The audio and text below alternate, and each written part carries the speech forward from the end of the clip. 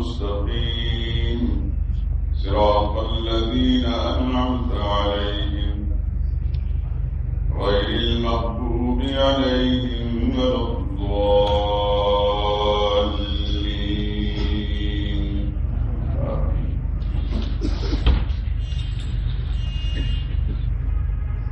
حضرات، اس سے پہلے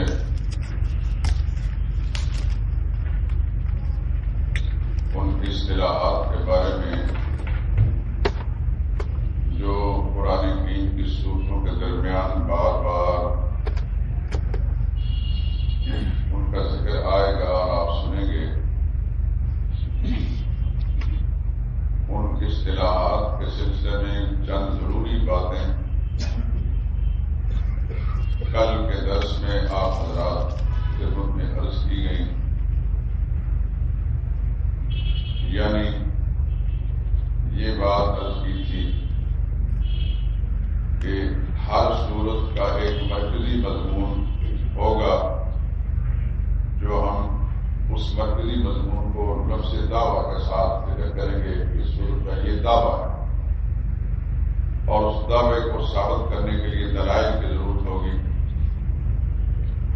آپ جانتے ہیں روزمرہ کی زندگی کے اندر کہ ہر دعوے کے ثبوت کے لیے دلائل کا ہونا ضروری ہوتا ہے. تو قرآن کریم میں بھی جو بھی دعویٰ ہوگا سورہ مبارکہ کا، اس کے لیے دلائل کا ہونا ضروری ہے. چنانچہ ان صورتوں کے اندر دلائل آئیں گے. دلائل کی میں نے بنیادی جو قسمیں بتائی تھی، 3 قسم کی: دلیل عقلی، دلیل نقلی اور دلیل وحی. جو عقلی دلیلیں ہیں پھر وہ 2 قسم کی ہیں. ایک سادہ دلیل عقلی ہے، ایک دلیل عقلی وہ ہوتا ہے جس میں ایسے امور کا تذکرہ آتا ہے کہ مخالف بھی اس کا برملا اقرار کر دیتا ہے کہ ہاں یہ بات جو کہی جا رہی ہے یہی بات ہے. جو سادہ دلیل عقلی ہوتی ہے اس میں تو مخالف کے سامنے ذکر کریں کہ وہ عقلی دلائل کو سننے کے بعد خاموشی اختیار کر لے گا اور دل سے مان جائے گا کہ بات ٹھیک ہے. لیکن جو دلیل عقلی علی سبیل الاعتراف من الخصم، یعنی فریق مخالف بھی اس کو ماننے کا علانیہ اقرار کرے، تو وہ اقرار کرے گا ہاں یہ بات جو آپ کہہ رہے ہیں ٹھیک ہے، مجھے ماننا بھی ہے اور آپ کہہ رہے ہیں ٹھیک ہے. تو 2 قسم کے دلائل عقلیہ قرآن کریم کی صورتوں کے ذریعے مختلف مقامات میں آئیں گے. دوسری قسم میں نے ذکر کی تھی دلیل نقلی کی، کہ اس دعوے کو ثابت کرنے کے لیے پیچھے سے کچھ منقولات، کچھ چیزیں نقل ہوتی چلی آ رہی ہیں. مثال کے طور پر انبیاء اکرام علیہ السلام سے ایک نمونہ پیش کیا گیا دلیل کا کہ دیکھیں فلاں پیغمبر بھی یہی بات کہتے رہے، اجمالاً بھی اور پھر تفصیلاً بھی. یہ دلیل نقلی ہے. اور پھر فلاں امت کے علماء بھی یہ بات کہتے رہے، یہ علماء امت سے دلیل نقلی ہو گئی. اس سے پہلے جو اللہ نے کتابیں اتاری ہیں ان کتابوں کے اندر بھی یہ مسئلہ لکھا ہوا تھا، تو کتب سابقہ سے دلیل نقلی آ جائے گی. اسی طریقے سے جنات سے کہ جن بھی اس بات کو مانتے ہیں اور اقرار کرتے ہیں کہ یہ بات ٹھیک ہے. ملائکہ کرام سے دلیل نقلی جائے گی کہ دیکھیں فرشتے بھی بول اٹھے ہیں کہ یہ بات کہی جا رہی ہے ایسی ہی ہے. اور انسان تو انسان، ملائکہ تو ایک طرف رہے، حیوانات بھی بعض اوقات اس بات کا اقرار کرتے ہیں. جیسے کہ آپ بات ہی سن چکے ہیں کہ سلیمان علیہ السلام کا وہ ہدہد مشہور ہے، تذکرہ قرآن کریم کے اندر اس کا نام کیا ہے ہدہد. اس نے ملکہ سبا اور اس کی قوم کی مشرکانہ حالت دیکھ کر جب وہ سورج کو پوجا کر رہے تھے تو سلیمان علیہ السلام کو اس نے بتایا کہ ایک مملکت میں نے ایسی دیکھی ہے جو ابھی تک آپ کے علم میں نہیں آئی. وہ مملکت دنیاوی لحاظ سے سیاسی اعتبار سے تو بڑی ڈیولپ اور بڑی ترقی یافتہ حکومت ہے اور وہاں کی ملکہ ہے حکومت کرنے والی، لیکن مذہبی حالت بڑی پتلی ہے. اور وہ یہ ہے کہ میں نے اس ملکہ کو اور اس کی قوم کو دیکھا کہ وہ سجدے کے سامنے، سورج کے سامنے سجدہ کرتے ہیں اور پھر وہ خود کہتے ہیں اللہ یسجدوا للہ. اس قوم کو کیا ہو گیا ہے کہ اللہ کو سجدہ نہیں کرتے. تو اس حیوان سے ایک پرندے سے بھی دلیل نقلی لائے گی کہ کہ یہ بات جو کہی جا رہی ہے، یہ مسئلہ جو محمد رسول اللہ صلی اللہ علیہ وسلم پیش کر رہے ہیں، اس کا احترام حیوان بھی کر رہے ہیں، پرندے بھی کر رہے ہیں. تو اس طرح 7 قسم کے دلائل نقلیہ میں نے کچھ اجمالی اشارات عرض کیا تھا. اب تیسری قسم ہے دلیل وحی. دلیل وحی کا مطلب یہ ہوتا ہے کہ دعوے کے بیان کرنے کے ساتھ نبی کریم صلی اللہ علیہ وسلم کو حکم ملتا ہے کہ رسول اللہ صلی اللہ علیہ وسلم اس بات کا اعلان کریں کہ جو کچھ میں کہہ رہا ہوں یہ اپنی طرف سے نہیں کہہ رہا بلکہ اللہ کی وحی سے کہہ رہا. یہ اپنی طرف سے نہیں کہہ رہا، یہ اللہ کی وحی سے کہہ رہا ہوں کہ جو بات میں نے پیش کی ہے، جو دعویٰ میں نے پیش کیا ہے، اللہ کے حکم کے مطابق میں سنا رہا ہوں. اور پھر اس کی دلیل قرآن کریم کی 25ویں پارے سورہ حامیم مومن کی آیت نمبر 66 کے اندر موجود ہے. آپ بتا دیں ہوشیار ہو کے بیٹھا کر کوئی تو راسل ہو کر دیں.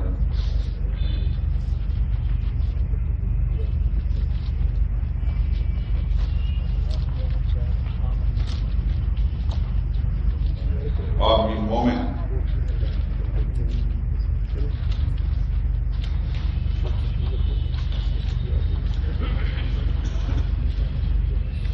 نصف ثانی جو ہے اس کے اندر یہی آیت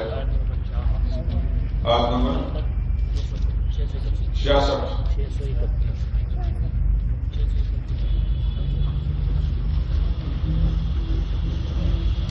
میرے پاس 615 صفحہ ہے لیکن آپ کے ساتھ بتا مدد نہیں. 631 صفحہ آیت نمبر 66. قل انی نريد ان اعبد الذين تدعون من دون الله لما جاءني البينات من ربي. قل میرے پیغمبر آپ ان کے سامنے اعلان کر دیں انی نريد، مجھے منع کیا گیا ہے، ان اعبد الذين تدعون من دون الله کہ میں پوجوں ان کو جن کو تم اللہ کے سوا پکارتے ہو. مجھے اس بات سے روکا گیا ہے جن کو تم پکارتے ہو میں ان کی عبادت نہیں کر سکتا. میرے رب نے روک دیا ہے جبکہ میرے پاس اللہ کی کھلی ہوئی نشانیاں بھی آ چکی ہیں. وہ امیر تو یہ ہے دلیل ہے، وہ امیر تو مجھے حکم ملا ہے اس نعمت رب العالمین کے رب العالمین کے سامنے فرمان اتارا. تو یہ ہے دلیل نقلی کا ایک نمونہ آپ کے سامنے. بے شمار آ گئے تھے کہ میں نے ایک سمپل کے طور پر ایک دلیل نقلی آپ کے سامنے ذکر کر دی کہ قرآن کریم کے اندر جو دلائل ثلاثہ ہیں، دلیل عقلی، دلیل نقلی اور دلیل وحی، ان تینوں قسم کے دلائل کے ساتھ اس دعوے کو ثابت کیا جائے گا. اب ایک چیز اور ذہن نشین فرما لیجیے. یہ تو دلائل کی بات تھی. آپ آگے صورتوں کے بیان کے درمیان میں سنیں گے کوئی آیتیں ایسی لائی جائیں گی جن آیتوں کے اندر ایسا مضمون ہوگا جس کو آپ اپنی زبان میں ڈراوا کہتے ہیں. اللہ نے ڈراوا دے دیا، ڈر سنائے گا. اس کے لیے لفظ استعمال ہوگا تخویف، خوف دلانا، ڈرانا. اللہ تعالیٰ ایسی باتیں کریں گے ان قوموں کے ساتھ جو اللہ کے نافرمان ہیں کہ جس میں اللہ تعالیٰ کی طرف سے ڈراوا ہمارے سامنے لایا جائے گا. لیکن اس دعوے کو منوانے کے لیے قرآن کریم میں جا بجا اللہ کی طرف سے گرفت اور عذاب سے ڈرایا گیا کہ اگر نہیں مانو گے تو خدا کا عذاب آ جائے گا. اسے تخویف یا ڈراوا کہتے ہیں. اس کی 2 قسمیں ہیں، دنیاوی ڈراوا پیش کی کہ نہیں مانو گے دنیا میں خدا کا عذاب آئے گا، یا اخروی ڈراوا یا نہیں مانو گے تو فلاں وقت خدا کے عذاب میں مبتلا ہو جاؤ گے. تم مثال کے طور پر سورہ مریم کی آخری آیت دیکھیں، 16واں پارہ.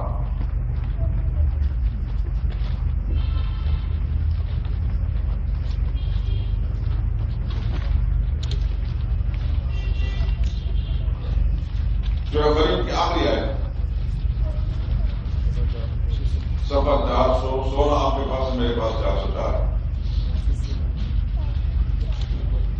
آخری آیت نمبر 58.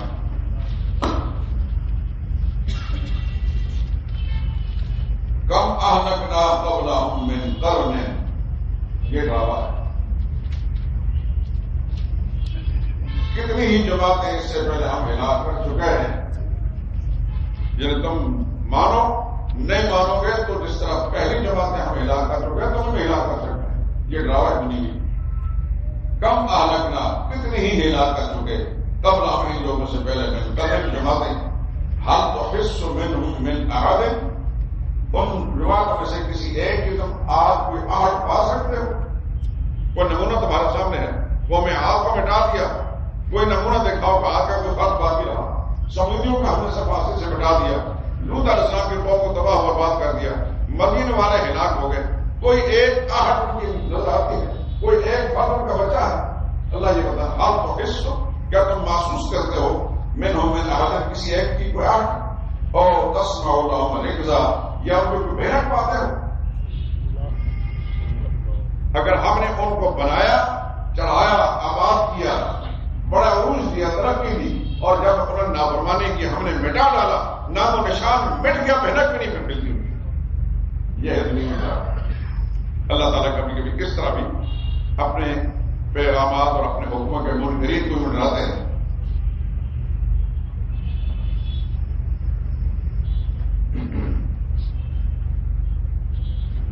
اسی طریقے سے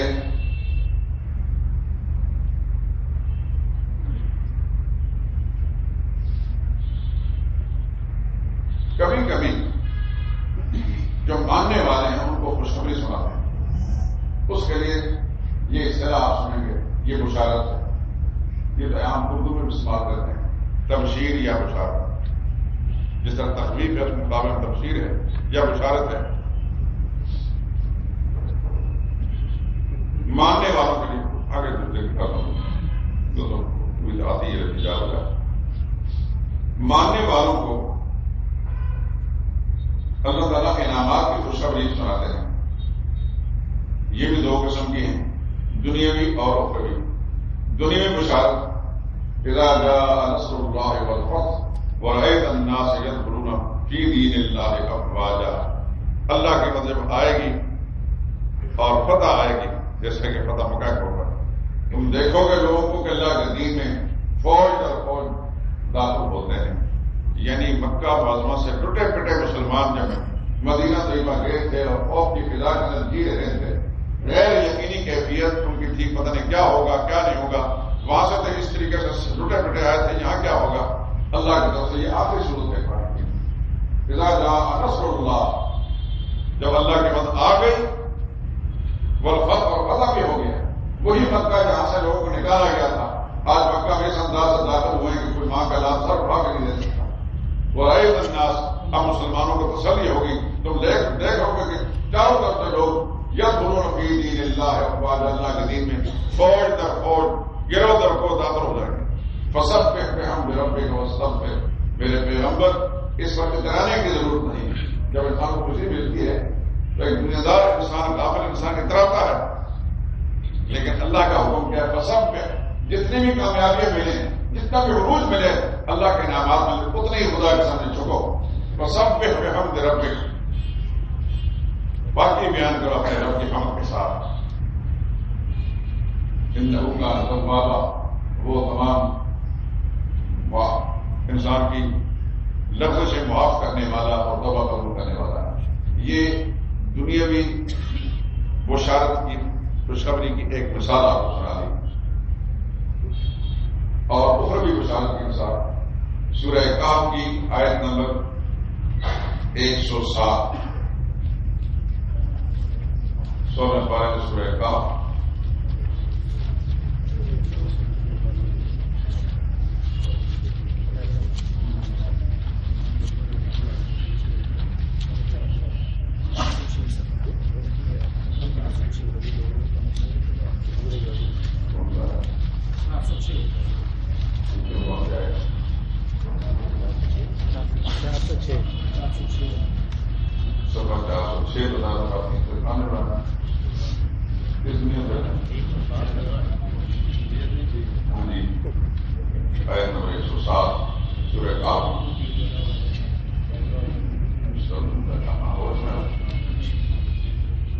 ان الذين امنوا وعملوا الصالحات كانت لهم جنات الفردوس نزلا،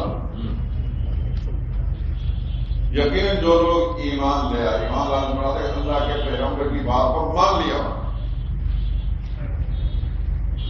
وعملوا الصالحات اور پھر اچھے کام بھی کرنے شروع کر دیے، کانت لہم جنات الفردوس، ان کے لیے ٹھنڈی چھاؤں والے باغات ہیں، نزلا اللہ کی طرف سے مہمانی ہے، اللہ میزبان ہوں گے اور وہ اللہ کے مہمان ہوں گے، خالدین فیہا، اور پھر وہاں نکالا نہیں جائے گا، سدا وہاں رہیں گے، اللہ کے مہمان بن کر رہیں گے، اللہ ان کے میزبان ہوں گے، لا یبغون عنہا حولا، وہاں سے جگہ بدلنا نہیں چاہیں گے، جنت جس کو مل جائے گی پھر وہاں سے کیوں ہلے گا؟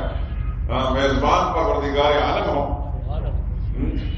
حدیث میں آتا ہے سرور کائنات صلی اللہ علیہ وسلم نے ارشاد فرمایا جنت کیا ہے؟ یوں تو قرآن کریم میں آگے انشاءاللہ چلیں گے، اللہ آپ کو سلامت رکھے اور فضل اللہ احمد توفیق دے، تو انشاءاللہ آپ وہ سارے انعامات دیکھیں گے، جنت کی بہاریں دیکھیں گے کہ اللہ تعالیٰ کس انداز سے اپنے انعامات کا ذکر کرتے ہیں۔ لیکن صرف حدیث سے ایک مضمون سنا دیتا ہوں۔ حضور صلی اللہ علیہ وسلم نے ارشاد فرمایا کہ جنت کی زمین کا اتنا ٹکڑا جس پر آپ سے ایک رسی سے پھینک دیتے ہیں، ایک رسی جتنی جگہ کو گھیرتی ہے، حضور نے فرمایا کہ دنیا، پوری دنیا اور اس کے خزانوں کو زیادہ پھینکتی ہے، اتنا ٹکڑا بھی تھوڑا سا پھینک دیتے، رسی پھینک دیتے ہیں۔ اور پھر یہ فرمایا کہ جنت کی عورت جسے حور کہتے ہیں، جو اہل ایمان کے لیے پروردگار عالم نے فرمایا اس کی انگلی کا ایک تہائی حصہ، ایک پور، ایک تہائی حصہ اگر اس کو اجازت مل جائے کہ اس دنیا میں اس کا ایک تہائی حصہ باہر نکال جائے تو اس کی چمک کے سامنے اس دنیا کے سورج کے روشنی مان پڑ جائے، وہ اتنی حسین اور خوبصورت ہو گئی۔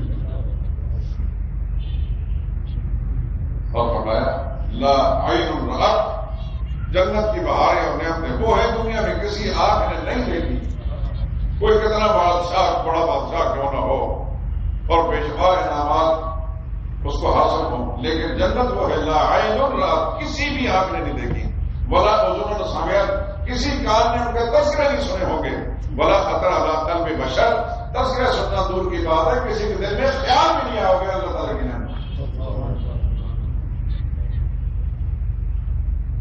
فارسی کا کوئی شاعر کہتا ہے بھائی سانجا کے ہزارے نباشت، جنت وہ ہے جہاں کوئی تکلیف نہیں ہوگی، یہاں تو اس دنیا کے اندر بادشاہ ہے تو بھی کسی نہ کسی تکلیف میں مبتلا ہوتا ہے،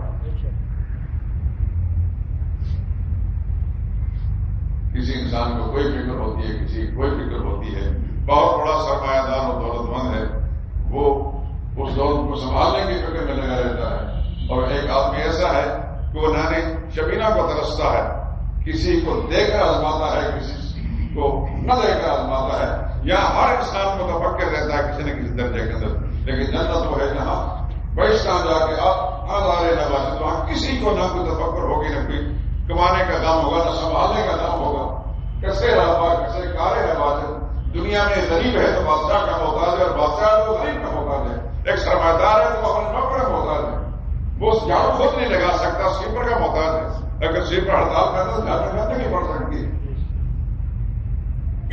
اس دنیا میں ہر انسان دوسرے انسان کے ساتھ اس کی ضروریات وابستہ جڑی ہوئی ہیں اور محتاج ہے، لیکن وہاں وہ فرمایا کیسے رہا کیسے کارے نہ بات، کسی کو کسی کی کوئی محتاجی نہیں ہوگی، اللہ کا خودکار نظام سب کچھ کر رہا ہوگا۔ اللہ اکبر، سبحان اللہ، اللہ تعالیٰ کی شان کو قربان دے۔ یہی وجہ ہے کہ جن کو اس بات کی سمجھ آ گئی، دعا کریں، قرآن ہمارے سامنے ہے، اللہ کا کلام سامنے ہے، قبولیت کے وقت اس کی توفیق سے ہم کر رہے ہیں، یا اللہ تو اپنے رحمت کے ساتھ ہمارے دل کے اندر بھی اس بات کا یقین پیدا کرتا ہے کہ ہم اس کے حکموں اور اس کی جنت کی طلب کے اندر ہر چیز کو ٹھوکر مارے، کوئی چیز ہمیں نہ جلے، اللہ کا حکم مقابلے میں ہم کسی کو ترجیح نہ دینے والے بندے ہیں۔ اللہ ہمارے دل دماغ کو ایسا بنا دے اپنی رحمت کے ساتھ، سردرد ہم کچھ نہیں ہیں، لیکن میرے اللہ سے کوئی مشکل نہیں، اور جن کو یہ بات سمجھ میں آ گئی پھر یہ دنیا نہیں دیکھتی ہم کو، پھر نہ ہم کو اپنے آرام کی فکر ہوتی ہے، نہ کھانے کی فکر ہوتی ہے، نہ عزیز اطار کی فکر ہوتی ہے، نہ بچوں کی فکر ہوتی ہے، وہ محبوب حقیقی جو ہے اس کی لو لگ جاتی ہے ان کو، بس وہی ہے۔ محبوب ہڈی کی. دیکھیں انبیاء اکرام علیہ السلام جن کو معرفت خدا بندی اللہ کی پہچان حاصل ہوئی تو نبی شہید ہو رہے ہیں پیچھے نہیں ہٹتے. نبی کو علاقے سے نکالا جا رہا ہے پیچھے نہیں ہٹتے. ایک دفعہ ابو طالب کے سامنے مشرکین مکہ اکٹھے ہو کر گئے اور کہا کہ اپنے بھتیجے کو سمجھا لیں یہ جو مسئلے بیان کر رہے ہیں یہ ہمارے خاندانی عقیدے کے خلاف ہیں. ہمارے باپ دادا سے عقیدے پر مر گئے. آپ کا بھتیجا جو مسئلے بیان کر رہا ہے ہمارے آبائی عقیدے کے خلاف ہے. ہم آپ کا لحاظ کر کے ان کو چھوڑ رہے ہیں ورنہ اپنے خاندانی عقیدے کے خلاف باتیں کرنے اور گالی دینے والوں کو کہتے تھے رسول اللہ کو توڑی نہ ہو. یہ گالیاں ہیں. جیسے اس زمانے میں ہم توڑی کی بات کرتے کہتے ہیں گستاخ ہے. یہ بزرگوں کو نہیں مانتا نبی کو نہیں مانتا. خدا کی پھٹکار ہو اس انسان پر جو نبی کو نہ مانے. خدا کی لعنت اس پر جو بزرگوں کا انکار کرتے ہیں. لیکن شیطان نے جس آدمی کا دماغ کھوپڑی منڈی کر دی ہے کس طرح ہوگا کو پیارا اس میں کچھ چیز دکھتی ہے الٹا ہو جاتا ہے چیز دکھتی ہے. کھوپڑی منڈی کرتے سیدھی بات اس کو الٹی لگتی ہے. اسی طرح مشرکین نے مکہ انبیاء کرام علیہ السلام خصوصاً حضور صلی اللہ علیہ وسلم یہ ہمارے حضرتوں کو گالیاں دیتے ہیں. معاذ اللہ سماعت. تو انہوں نے کہا اپنے بھتیجوں کو سمجھا لیں ورنہ اچھا نہیں ہوگا. کتابوں میں آتا ہے کہ ابو طالب نے حضور صلی اللہ علیہ وسلم سے کہا کہ بھتیجے میں ان کا مقابلہ نہیں کر سکتا. آپ کچھ نرمی اختیار کریں. رسول اللہ صلی اللہ علیہ وسلم نے شاہ فرمایا چچا جان میں نے آپ کی حمایت کا بلبوتے پر کب کام شروع کیا کہ آپ میری حمایت کا جو کام کر سن لیں آپ بھی اور یہ بھی سن لیں. سورج کو لا کر میرے دائیں ہاتھ پہ رکھ دیں اور شام کو بائیں ہاتھ پہ رکھ دیں پر تب بھی کہیں گے یہ کام چھوڑ دو خدا کی قسم اپنی جان قربان کر دوں گا یا اس مسئلے کو بیان کروں. اب پوری قوم ایک طرف کھڑی ہے. پورا عرب کا خطہ ایک طرف کھڑا ہے. طرح محمد رسول اللہ دوسری طرف کھڑے ہیں. یہ تھی وہ معرفت خدا بندی اللہ کی پہچان. اور جب اللہ کی پہچان اس کو حاصل ہو جاتی ہے نا پھر کائنات کی کوئی چیز نہ اسے جچتی ہے نہ کسی سے ڈرتا ہے نہ کسی کا لالچ کرتا ہے. یہ دو ہی چیزیں جو انسان کے لیے پاؤں کی زنجیریں بن جاتی ہیں. میں اکثر کہا کرتا ہوں کہ تب یہ پیر کی زنجیر ہے. لالچ میں انسان آیا تو حق بات بولنے سے رک جاتا ہے. اس کے لیے ایک دوسرا اصطلاح یہ ہے کہ منہ میں کچھ چیز پڑی ہونا تو بول نہیں سکتا. وہ کہتے ہیں کتے کو ہڈی پھینکتے تو وہ گاؤں میں سے چھوڑ دیتا ہے. کسی مولوی اور پیر جس کی ذمہ داری یہ ہوتی تھی خدا کا قرآن بیان کرے محمد مصطفیٰ صلی اللہ علیہ وسلم کا پیروکار بننا چاہتا ہے وارث بننا چاہتا ہے تو پھر بے خوف خبر ہو کر انجام اپنے رب کے حوالے کر کے اللہ کا قرآن بیان کر اللہ کا پیغام سنائے. لیکن کہتے منہ میں ہڈی جب آ جائے تو پھر محمد چھوڑ دیتا ہے. اس کو جب لالچ آ جاتے ہیں وہ کچھ ڈال دیتا ہے وہ بولنے چھوڑ دیتا ہے. اللہ اپنی رحمت کے ساتھ ہم سب کی حفاظت فرمائے. ایک زنجیر تو یہ ہوتی ہے لالچ اور دوسری خوف کی. ڈراوا سنا جاتا ہے کہ یہ کر دیں گے وہ کر دیں گے.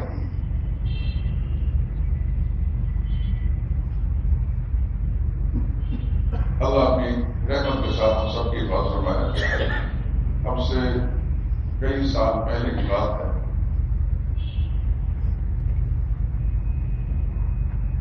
میرے کچھ دوستوں نے ہمارے ساتھیوں نے طلباء نے مجھے کہا کہ جنجامہ کے زمانے 1984-83 کی بات کہ عربی پڑھانے والے استاد اسکولوں میں تعلیمی اداروں میں اس کی ضرورت ہے تو آپ بھی ٹرائی مارے. میں نے کہا مجھ سے نہیں ہوگا. میں اب انٹرویو دینے جاؤں گا وہ جو جن کلمہ پڑھنا نہیں آتا وہ جا کر میرے انٹرویو لیں تو کی بات ہے کچھ نفس کی ہوتی ہے. میں نے یہ کام نہیں کرتا. سارے میرے ارد گرد ہو گئے. مجھے کہنے لگے آپ خدا کے لیے آپ اپنی سندیں ہمیں دے دیں آپ نہ جائیں یہ کام ہمارا. اب کچھ بعض دوست ایسے ہوتے ہیں کہ انسان کام نہیں کرتے ہیں ٹھیک ہے سندے لے جائیں. سندے ہوٹل میں ساری سندے آل کی تھی وہ لے گئے. وہ 2-3 مہینے درمیان گزر گئے. میں بھول بھال گیا. ایک دن پھر وہ سارے آ گیا کہیں آج انٹرویو لیجیے آل آؤٹ ایجوکیشن میں 10 میں نے انکار کر دیا. کون انٹرویو لینے والا؟ کہنے کچھ علماء ہوں گے کچھ سلام کچھ رہا ہوں گے. میں نے کہا میرا دل نہیں کرتا. پھر کس وقت ہوتا یہ اللہ کی طرف سے یہ تھا کہ میں کچھ دن جاک مارنی ہے اسکولوں کے اندر چلا گیا ان کے اصرار کرنے پر بعد ناخاص وہاں جب اندر دفتر میں گئے تو ڈسٹرکٹ ایجوکیشن افسر وہ بیٹھے ہیں اور مولانا علی اصغر جو بادشاہی مسجد خطیب تھے وہ بیٹھے ہیں اور ایک علامہ محمود احمد رضوی آپ پہچان گئے ہوں گے سمجھ گئے ہوں گے وہ پیدائشی علامے ہوتے ہیں وہ بھی تھے مولانا علی اصغر تو خیر ہمارے اپنے دوست بھی تھے ہمارے علاقے کے بھی تھے جو بادشاہی مسجد خطیب تھے مولانا مرحوم کے بعد انہوں نے مجھے دیکھ کے تھوڑا خیر مطلب کیا اور رضوی صاحب میرے نام سے بات ہوتا ہے لیکن شکل نہیں پہچانتے کچھ لوگوں کو ایک خوف ہوتا ہے میرا نام سن گیا اس شکل میں کسی نے دیکھی ہوتی تو جا کر بیٹھ ایک کتاب عربی کی فقہ کتاب پڑھی دل سے کچھ نصیب میں کام کا میں کیوں آ گئے کہنے پر مجھے کہا اس بھٹا صاحب نے کہنے کہ یہ کتاب ایک کے بعد پڑھے الحمدللہ ساری زندگی کتابوں کے اندر گزار دی ہے بات پڑھنا کون سا مسئلہ تھا میں نے 2-4 سطریں جو پڑھی تو مولانا علی اصغر صاحب نے اس بھٹا صاحب کو کہا تو کہ قاری صاحب ان کے قاری صاحب نے فاضل آدمی سے کیا یہ کتاب پڑھا ہے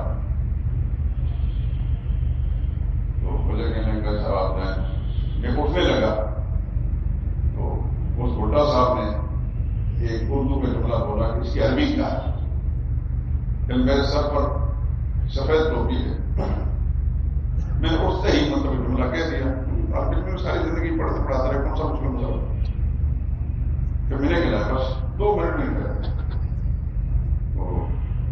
وہ جو علامہ صاحب تھے رضوی صاحب یہ کون تھا انہوں نے بتایا کہ یہ مسعود کے خطیب قاضی یونس شاہ میں تو جانتا تھا کہ ہماری مصیبت بنی ہوئی اور اس کی بات پھر اس رضوی صاحب نے کہا کہ کیا وجہ ہے کہ جتنے یہاں مولوی آئے ہیں انٹرویو دینے کے لیے جو تمہارے دیوبندی تھے وہ سارے کے سارے قابل نکلے جو ہمارے اہل سنت کہتے ہیں اہل سنت ان سے کتاب ہی نہیں پڑھی گئی کسی نے کوئی غلطی کی کسی نے کوئی غلطی کی تو مذاق کے طور پر مولانا علی اصغر صاحب نے کہا کہ علامہ صاحب بات یہ ہے کہ ہمارے مدرسے میں کتابیں پڑھائی جاتی ہیں اور آپ کے مدرسے میں ختم پڑھائے جاتے ہیں آپ طالب علم سے ختم کا کام لیتے ہیں ہمارے مدرسے میں طالب علم کتابیں پڑھائی جاتی ہیں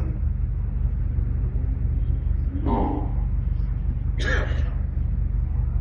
خیر سکول کے اندر تقرری ہو گئی سنٹر ماڈل سکول کے اندر جو بڑا سکول ہے مجھے پتا نہیں تھا کون سا سکول ہے انہوں نے ساتھ نے کہا کہ تیرے اندر ذرا صلاحیت زیادہ ہے تو سب سے بڑا سکول ہے اس کے اندر خیر چلے گیا ہیڈ ماسٹر صاحب جو تھے بڑے اچھے لوگ تھے اللہ تعالیٰ ہم سب کو سلام کر کے بہت بڑھیا اللہ کے میرے ساتھ الحمدللہ سب کا سلوک بہت اچھا رہا بہت وقار ہو رہا صبح اسمبلی کے اندر 10,000 بچہ ہے 200 استاد ہے بہت بڑا میدان بھرا ہوا اسمبلی کے اندر مجھے کھڑا کرتے طالب علم کو نصیحت کریں مختلف اوقات میں بیان کرتا تھا ایک دفعہ میں نے کچھ حکومتی اقدامات پر تنقید اب سرکاری سکول کے اندر جہاں اسٹاف بھی کھڑے ہیں سارے کو حکومت تنقید کرنے والا سرکاری ملازم احمد صاحب مجھے کچھ نہیں کہا مجھے ایک SST ٹیچر صاحب نے کہنے کے لیے قاری صاحب آپ کی بڑی سخت باتیں ہیں یہ تو رپورٹ پہنچ جائے گی اوپر احمد صاحب کی جواب بھی ہو سکتی ہے آپ کی تو یہ سارا قصہ میں نہیں سوچنا میں نے کہا وہ جو بات گیٹ ہے جس سے میں داخل ہوا جس آپ سب داخل ہوا جس دن میں اس میں داخل ہو رہا تھا تو ایک پل کے لیے میں رک کر سوچا تھا کہ آج میں داخل ہو رہا ہوں ایک دن میں یہاں سے باہر نکلنا نہیں ہے تو میں یہ سوچ کر داخل ہوا تھا کہ میں نے باہر نکلنا نہیں ہے مجھے کوئی فکر اس بات کی نہیں کہ بچوں کو جواب دینے کرتا یہ وقت نوکری ختم ہو جائے گی مجھے اس کی کوئی پرواہ نہیں کیونکہ میرا ایمان ہے پروردگار عالم کی ذات کا کہ جس اللہ نے مجھے ماں کے پیٹ کے اندر زندہ رکھا ماں کھلایا پلایا نا اس دنیا میں بھیج کر عقل ارادہ شعور دے کر ہاتھ کو سلامت دے کر جب مجھے اللہ تعالیٰ حکمت کا نہیں مانا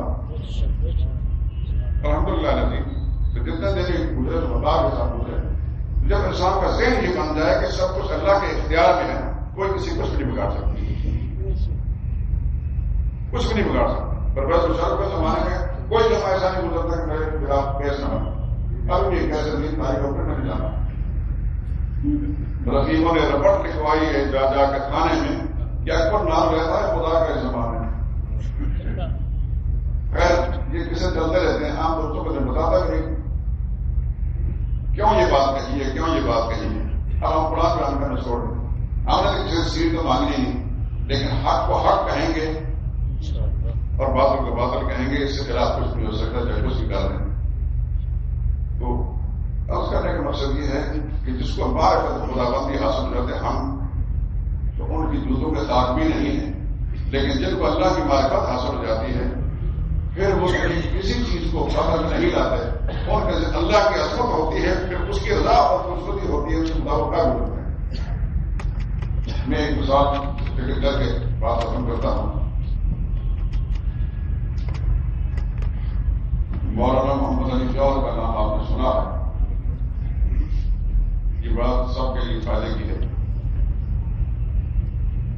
جہاں لاہور میں نہ کراچی میں ایک عبارت خالق دینا آ گیا. انگریز کا زمانہ تھا. مولانا حسین اور مدنی کو حکومت کی بغاوت کے الزام کے سلسلے میں انگریزی عدالت میں بلایا گیا. سننے کی بات، انگریز کا اقتدار تھا، اس کا خود ہی بولتا تھا. مسلمان مظلوم تھے، کمزور تھے، مسلمانوں کے پاس کوئی طاقت نہیں. دارالعلوم دیوبند کے شیخ الحدیث مولانا حسین مدنی رحمۃ اللہ تعالیٰ علیہ کو بلایا گیا. تو مولانا مدنی عدالت کے اندر کھڑے تھے. جج نے پوچھا، انگریز جج نے، آپ نے فتویٰ دیا ہے کہ انگریز کی فوج میں مسلمانوں کا بھرتی ہونا حرام ہے؟ مدنی نے فرمایا، ہم نے فتویٰ دیا تھا کہ انگریز کی فوج میں مسلمانوں کا بھرتی ہونا حرام ہے. اصل میں کیوں فتویٰ دیا تھا؟ اس زمانے میں ترکوں کے خلاف استعمال کر رہے تھے انگریز مسلمان فوج کے لیے فتویٰ دیا. پر مسلمان بھائی ہوتا ہے کہ مسلمان کی گولی مسلمان کے سینے میں لگے تو اچھی بات بنی. علماء دیوبند نے اپنی ذمہ داری پوری کی، لیکن انگریز کا اقتدار اس کا راج تھا اور انہوں نے سمجھا یہ بغاوت ہے ہماری. تو انگریز جج نے کہا کہ آپ پتہ نہیں کہ حکومت کی بغاوت ہے. اور انہوں نے فرمایا کہ ہمارا مقصد بغاوت نہیں ہے، ہمارا مقصد اپنے مسلمان بھائی کو گناہ سے نقصان سے بچانا ہے. تو انگریز جج نے کہا، آپ کو پتا ہے کہ اس کا انجام کیا ہے؟ اس کا انجام کیا؟ دھمکی تھی. تو مولانا حسین مدنی نے اپنے بدل سے سفید کپڑا نکالا. فرمایا، مجھے پتا ہے انجام کیا، اس لیے میں دیوبند سے اپنے کفن ساتھ لے کر آیا کہ تمہیں مجھے سزائے موت دینی ہے تو میں تمہارا کفن بھی نہیں پہننا چاہتا، کفن کو ساتھ لے کر آیا. اس مجمع کو ساتھ بڑے بڑے لوگ دیکھ کر مولانا محمد علی جوہر بھی کھڑے تھے. محمد علی جوہر زمین پر جھکے اور مولانا حسین مدنی کے پاؤں پر بوسہ دیا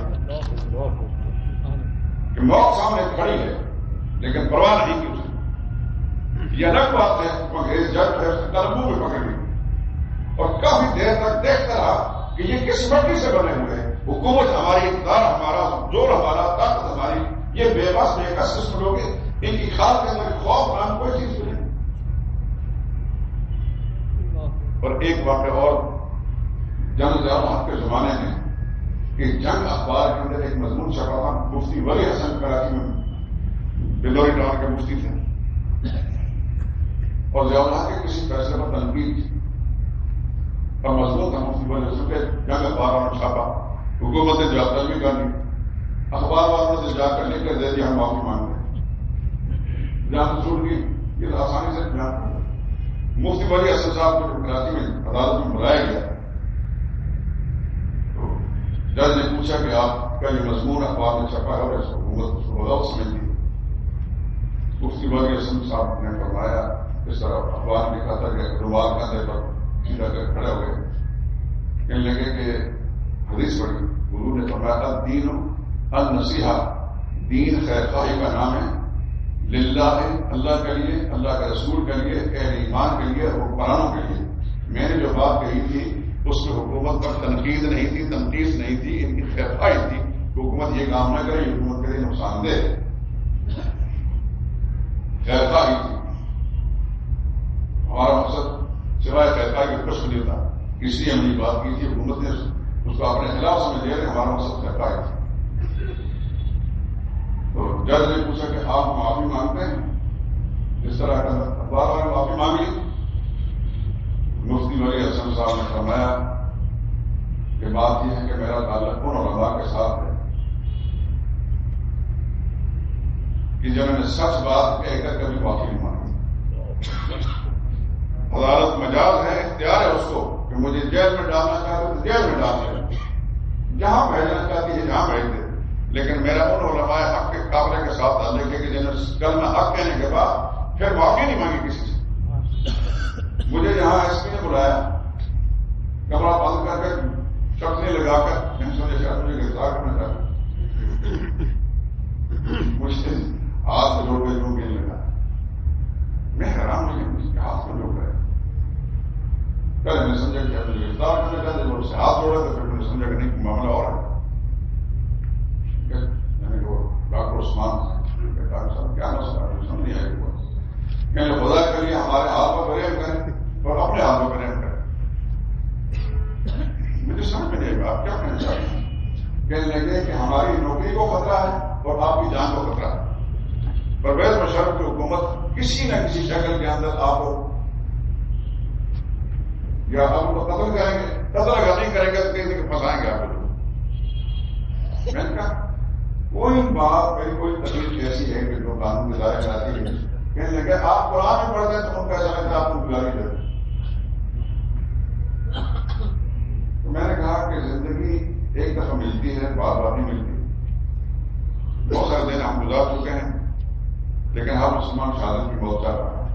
مطلب ویسے بھی وہ تکلیف کی موت ہوگی، شہادت بہت رات بھری.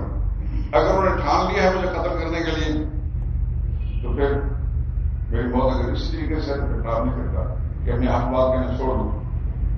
میں نے کہا آپ کو کس فکر نہیں ہونی چاہیے کہ آپ گرفتار کرنے کا آرڈر دیتے ہیں گرفتار کریں، آپ اپنی نوکری کو نہ خراب کریں. لیکن یہ میں مجبور ہوں، میں کلمہ حق کہنے سے بات نہیں لے سکتا. میں نے اللہ سے عہد کیا ہے اور یہ میری خوشی کی بات ہے کہ مجھے اس مسجد کے اندر ایسی انتظامیہ ملی ہے کہ جب نے کبھی میرے کلمہ حق کہنے پر پابندی لگائی.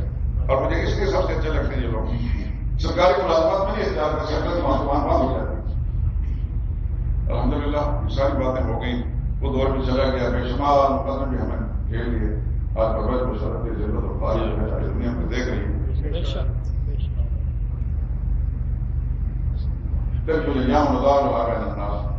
پھر میں یہ بات کہتا ہوں کہ اللہ تعالیٰ کے بڑے انعامات ہیں اور جس کو اس بات کی معرفت حاصل ہو جاتی ہے کہ دنیا کے نہ کوئی لالچ، نہ کوئی خوف، نہ کوئی چیز بھی اس کو کھاتا نہیں آتا. مجھے تو حسانی رحمۃ اللہ تعالیٰ جہانگیر نے چلا گوالیار میں بند کیا. مجھے صاحب اندر گیا تھا، اندر جا کر وہ دین کا کام شروع کر دے قیدیوں میں. کچھ دنوں کے بعد داروغہ جیل کو بلا کر بادشاہ نے پوچھا کہ اس مولوی کا دماغ ٹھیک ہوا ہے. داروغہ نے کہا بادشاہ سلامت جان کے امان میں ہو تو بات کہتا ہوں. اس مولوی نے کئی اور کے دماغ ٹھیک کر دیے. کیا مطلب؟ کہنے لگے کہ وہ چور ڈاکو قاتل اندر جو ہاتھ لڑتے رہتے تھے، یہ مولوی صاحب جو گئے تو اندر آ کر سارے کا سارے تحجد گزار اور اللہ کا ذکر کرنے والے بن گئے. ادھر یہ معاملہ ہوا، ادھر بادشاہ کے پیٹ پہ رات کو درد ہوا. ایسا درد ہوا کہ پوری مملکت کے اندر جتنے حکیم اور ڈاکٹر تھے والد آ گئے، علاج ہوا. آخر تنہائی کے کسی کمرے میں بالکل آگے جا کے کوئی نوکر ملازم کی اور بیوی میں نہ سن سکے. وہاں جا کر رونے لگا بادشاہ اور اس چیز کا کہیں یاد تک مجھ سے کیا جرم ہو گیا ہے کہ مجھے ایسی تکلیف مبتلا کہ کوئی علاج کا گھر نہیں. ایک دہلی آواز آئی، تو نے میرے بندے کو پکڑا تھا، میں نے تجھے پکڑ لیا. پھر وہی بادشاہ غرور تکبر کا مجسمہ جو اپنے سامنے سجدہ کرایا کرتا تھا، جیل کے دروازے پر جا کر کہتا ہے اندر جا کر مولوی احمد سے کہیں، مجھے صاحب کا نام احمد تھا، مولوی احمد سے کہیں کہ بادشاہ معافی مانگنے کے لیے آیا. میرا اللہ کیوں بھی کرتا ہے. تو مجھے صاحب رحمۃ اللہ تعالیٰ نے اندر سے پیغام دیا کہ بادشاہ کو چاہیے کہ مجھ سے معافی نہ مانگے، کیونکہ بادشاہ نے میرا کوئی قصور نہیں کیا. میں الٹا بادشاہ کا شکر گزار ہوں کہ مجھے یہاں بھجوا دیا تھا. ان لوگوں پر میں تھوڑی سی محنت کرتی، اگر میں باہر رہتا تو ان پر محنت نہ کر سکتا. بادشاہ کو چاہیے کیونکہ اللہ کا حق کا سجدہ کرنا، تو نے اللہ کا حق اپنے لیے استعمال کیا ہے، اس واسطے تم نے جرم کیا. خدا سے معافی مانگ کر اللہ تعالیٰ تمہیں معاف کر دیں گے. میرے دوستوں، اللہ تعالیٰ آپ کو بھی اپنی عظمت نصیب کریں کہ آپ کے دل میں اللہ تعالیٰ کی ذات کے مطابق کوئی چیز نہ ہو. اور اسی کے مطابق ہم سب کو اللہ پاک کو زندگی گزارنے کی توفیق نصیب فرمائے.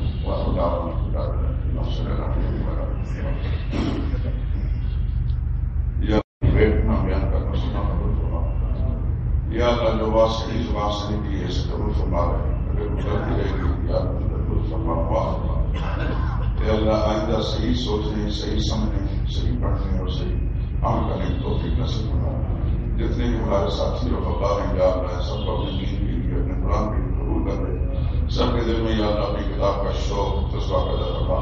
سب کے دل و دماغ کو قرآن کے نور کے لیے یا اللہ کھول دے اور اپنے دماغ کو منور فرما. اس پیغام کو عام کرنے اور دنیا میں پہنچانے کا سب کو جذبہ عطا فرما. اے اللہ ہمارے گھروں کو دینی تعلیمات سے آباد فرما. اے اللہ اس معاشرے کے اندر ہم دین کی ہوائیں چلا دے. پاکستانی قوم کو اسلامی نظام کی برکات اپنی آنکھوں سے دیکھنے کی اللہ موقع نصیب فرما. اے اللہ ہماری زندگی میں ایسا دن اللہ کہ ہم دیکھیں کہ پاکستان کے چپے چھپے پہ یا اللہ تیرے قرآن کا قانون غالب ہے اور اس کے راستے میں کوئی چیز حائل نہیں ہے. ہر مسلمان کی اجازت پوری کروا. ہر ایک مسلم کو آسان فرما ہے. ہمارے ساتھی جتنے بھی ہیں بیمار ہیں خود کیونکہ کھانا بیمار ہیں ان کے لیے دعا کریں اللہ کی رحمت کے ساتھ شفا نصیب فرمائے. جو ساتھی کسی پریشانی سے دوچار ہے وہ کاروباری پریشانی ہے بیماری کی شکل پریشانی ہے یا ناجائز مقدمے کی شکل پریشانی ہے یا معاشی تنگدستی ہے یا گھریلو جھگڑے ہیں یا نہ کسی قسم پریشانی ہے اللہ تو پھر وہ سے دور کروا دے. ہمارے دوست نمازی جن کا ہم نے کل ذکر کیا تھا کہ وہ بہت بڑے تاوان کے نیچے آئے ہوئے ہیں دعا کہ اللہ اپنے آسانی پیدا کروا دے. ہمارے بزرگ ساتھ نے جب اقبال صاحب کو اپنی بیماری کے سبب سے بڑھاپے کے سبب سے چاہنے کے باوجود نہیں آ سکے اللہ سے دعا کر اللہ تعالیٰ کو مکمل سے عافیت نصیب فرمائے. اور جتنے ساتھی یہاں موجود ہیں نام یہ بغیر میں کہتا ہوں سب کے لیے دعا کریں اللہ تعالیٰ سب کی دلی تمنائیں پوری فرمائیں مرادیں پوری فرمائیں. اللہ سب کی مشکلیں آسان کر دیں سب کو رکاوٹیں دور فرما دیں. ہمارے ہم جس طرح یہاں اکٹھے ہو کر بیٹھے یا ہمارے دلوں کو کیا آپس میں جوڑ دیں ایک دوسرے کے لیے اور محبت پیار خلوص نصیب فرما. یا اللہ ہمیں یہ بیٹھنا سب دوستوں کا اس پورے شہر کے اندر قرآن کے نور کو پھیلنے کا ذریعہ بنا دے. یا اللہ پورے ملک کے اندر اس قرآن کے نور کو عام فرما دے اور اس کے ذریعے پوری دنیا میں یا اللہ قرآن کے کام فرما